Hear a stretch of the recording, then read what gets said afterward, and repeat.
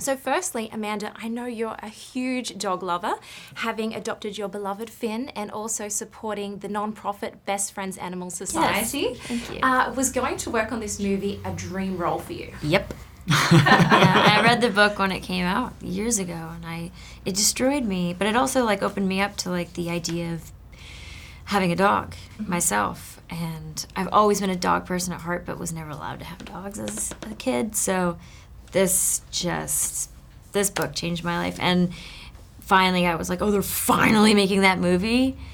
And Milo was already attached, and I was like, this is my next role. How do I proceed? It was perfect. Like, I knew coming to set with a dog every day was like the dream. It was a dream. I really actually, I was very sad that it wasn't a TV show because I wanted to keep going. No, it was. It was one of those magical sets. You're on set. Everyone was so lovely and so committed to telling the story, to bringing it to life, and it was a pleasure for 3 months we filmed. It was great. You kind of wanted it to go on for a while. I want this junket to go on forever. Yeah. Not necessarily in this room all the time. We got a couple more days though. Yeah.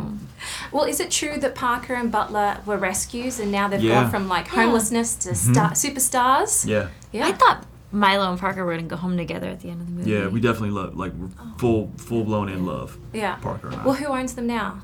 Deb. They live Right? with the trainers. So Okay. we have an amazing team of trainers. The unsung that, heroes of this movie. Yeah. That you never see them, Yeah. but they're the reason Teresa that and we were able to April make and it. Deb and Dave. I mean, these trainers It was were crazy. so remarkable because we were all working together. Ultimately, I felt like Amanda and I were also just assistant trainers because I'm not an animal and I'm not a trainer, but I also needed to know how to work within the parameters of what they need because it's so specific and so technical. And we're the only ones that they connect with in the actual movie. Yeah, but I remember saying to Teresa, our lead trainer, I was like, I need a scene partner. Yeah. I mean, I'm in this movie with this dog all the time, and I said, I really need to make sure if we can build. Tell me how. Like, do I just leave a T-shirt in Parker's bed, or do I just spend time? Yeah. Anything? It's like, what do we need to do? And she's like, oh, you're fine. Just be around him.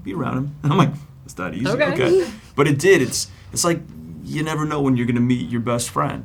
Yeah. It just happens. You're not aware of it. You're not thinking, oh God, I need to like shut up. I need to not talk. I need to say this. I need to do that. It's like, no, it just happens. Yeah. Life just happens. Yeah, talking about that connectedness, is it true that before a scene you would whisper in Parker's Yeah. ear what was going to You happen? did that yesterday Yeah. Aw. No, I would because I kind of listen. You know, everybody looks at me as a dog, but I'm like, nah, but he needs to know what's going on, so I'm just gonna tell him what's going on. And you know, I'm no Caesar he gets Milan. it, I'm no yeah. Caesar Milan, but it was also just like kind of he got it. Yeah. He understood, and I think that maybe in my mind that was just a little level of respect and trust that I was giving him because I needed it from him too.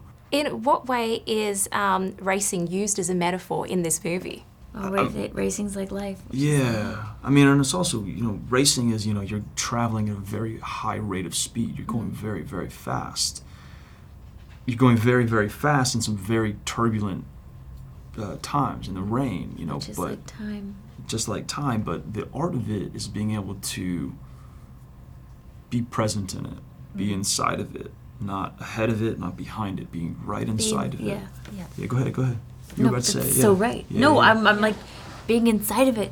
I'm just so because in agreement. because then you're actually truly experiencing life, and what better place to be than inside of life as it's happening. In order to be a good race car driver, Yeah. you have to be present. You can't be anywhere else. In order to be a good human being, you have to be present. You can't be anywhere else. That's very true. Yeah. And growing up, I had 2 golden retrievers, Really? and then I worked with a foster organisation, rescue Good, organisation awesome. called Golden Retriever Rescue, and Oh, so I wow. had a black lab and a golden retriever that I helped them rehome. Wow. And in doing that, I always thought, like, what if I could clone a little bit of one of these dogs, and put it into the human genetic makeup, because I feel like it'd be such a nicer world and no wars, would just be friendly. You'll be Like, sniffing butts a Yeah. lot. Yeah. That's the one thing that I have to work on the greeting, because you know. Well, you know, there's a compromise everywhere, and I Yeah. feel like, you know, we could probably make it work. If we get a hybrid, I mean, that's the truth. Like, there's purity and innocence in animals that they're just,